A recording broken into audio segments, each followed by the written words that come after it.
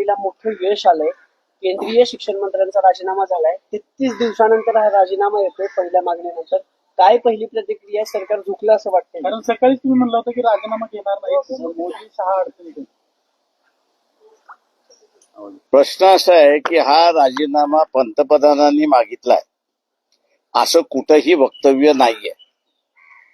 हा राजीनामा असणारा धर्मेंद्र प्रधान यांनी स्वतःहून दिलाय असं त्याच्यामधलं त्यांच्या पत्रामधनं भासतंय. एक भाग. दुसरा भाग, त्याच्यामध्ये त्यांनी जे काही वाक्य वापरलेली आहे त्याच्यामध्ये या आंदोलनामध्ये अँटी सोशल एलिमेंट्स,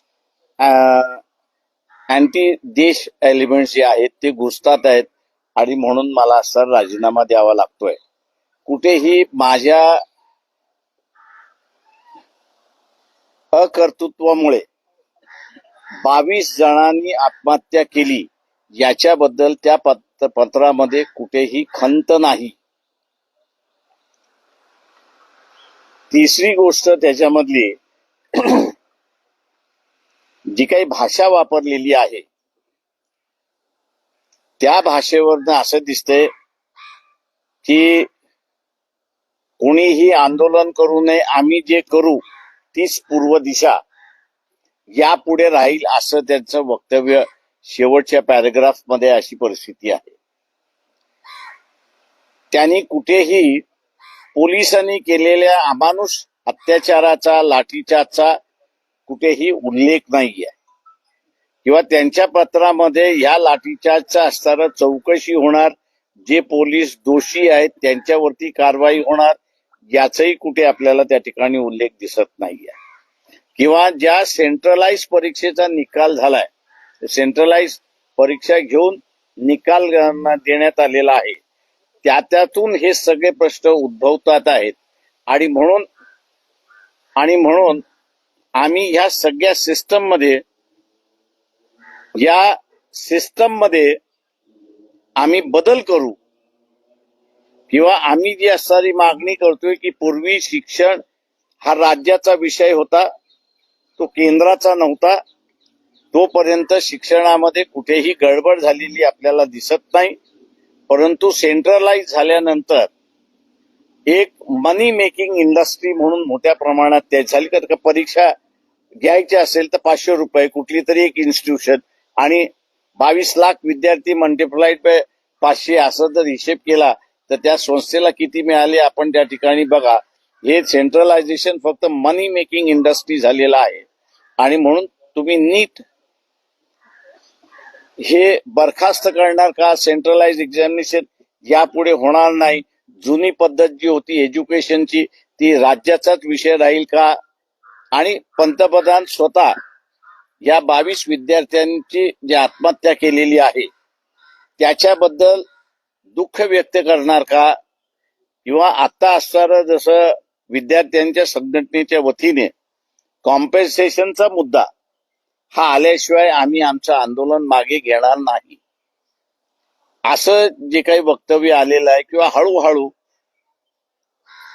येत चाललेलं आहे किंवा सिस्टम बदलण्याच्या संदर्भातलं काय त्याच्याबद्दल सरकार बोलणार नसेल तर मग आपण आंदोलन मागे का घ्यावं?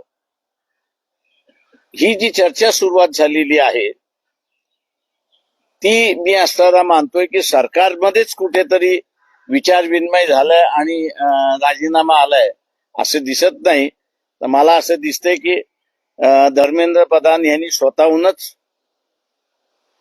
राजीनामा देऊन आगीमध्ये तेल ओतण्याचं कामकाज त्या ठिकाणी केलंय असं मी त्या ठिकाणी मानतोय. त्यांची इंटरनल भांडणं जी आहेत ते इंटरनल भांडणं या राजीनाम्यातून दिसत आहेत असं माझं स्वतःचं म्हणणं आहे. विद्यार्थी विजयी झाले साहेब असं म्हणायचं का? विद्यार्थी विजयी झाले, जे झुकणार नाही असं जे म्हणत होते त्यांना पार नाक रगडायला लागलं विद्यार्थ्यांनी.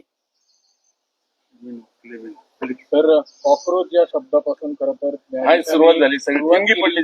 फेसलेस खरं तर सगळा प्रोटेस्ट होता सुरुवातीला, पण एवढी मोठी विद्यार्थ्यांची चळवळ उभं राहील असं कुठे वाटलं होतं का? आणि त्याच्यानंतर त्याचे रिपरकशन देखील जाणवते. मी असं म्हणतोय की चीफ जस्टिस जे आहेत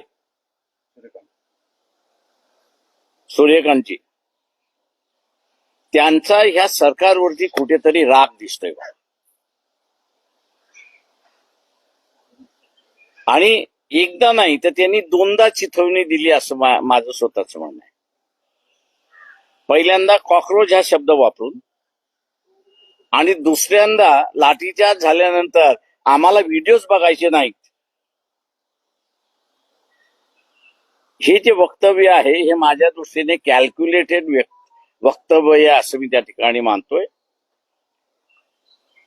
आणि सरकारच्या विरोधात विद्यार्थ्यांनी कुठेतरी गेलं पाहिजे असं मला स्वतःला तरी वाटतंय. आणि म्हणून चीफ जस्टिसचे आम्ही जाहीर आभार मानतो की जो झुकणार नाही असं म्हणत होता त्याला विद्यार्थ्यांनी फार नाक रगडवायला लावलं अशी असणारी परिस्थिती आहे. एज्युकेशन सिस्टीम मध्ये आता काही फरक पडेल का? कारण तुम्ही म्हणताय की मोदींनी तो राजीनामा घेतलेला नाही, धर्मेंद्र प्रधानांनी तो स्वतःहून दिलेला आहे. इथून पुढे तरी विद्यार्थ्यांना त्या आंदोलनाला यश होईल, पण एज्युकेशन सिस्टीमचं काय? मी अजून म्हणालो की ते जे आंदोलनकर्ते जे आहेत म्हणजे मला जे तिकडनं जी काही माहिती येते त्याच्यावरनं की कॉम्पन्सेशनचा मुद्दा आणि परीक्षेमधल्या सुधारणा याच्याबद्दल सरकार काहीच बोलायला तयार नाही. का धर्मेंद्र प्रधानाचं पत्र सुद्धा त्याच्याबद्दल काहीच बोलत नाही. त्याच्यामुळे आपण माघार का घ्यावी असा असणारा प्रश्न त्यांच्यामधली असणारी चर्चा ही बाहेर पडत चालली. तुम्ही अभिजित दिपकेंना म्हणाल का की आता माघार घेऊ नका म्हणून? कारण एज्युकेशन हा त्यांनी घ्यायचा निर्णय आहे. ते जे निर्णय घेतील त्यांच्याबरोबर आम्ही आहोत. ते आम्ही असं सांगू की आम्ही मुंबईचा बंद सुद्धा केला तो त्यांच्या पाठिंब्यासाठी केला. आता असणारं जे आहे ते विद्यार्थी जे निर्णय घेतील त्याच्याबरोबर वंचित बहुजन आघाडी राहील एवढं मी सांगतो. पण विद्यार्थ्यांना तरी आवाहन कराल का एज्युकेशन सिस्टीमसाठी की तुम्ही हे आंदोलन सुरू ठेवा म्हणून?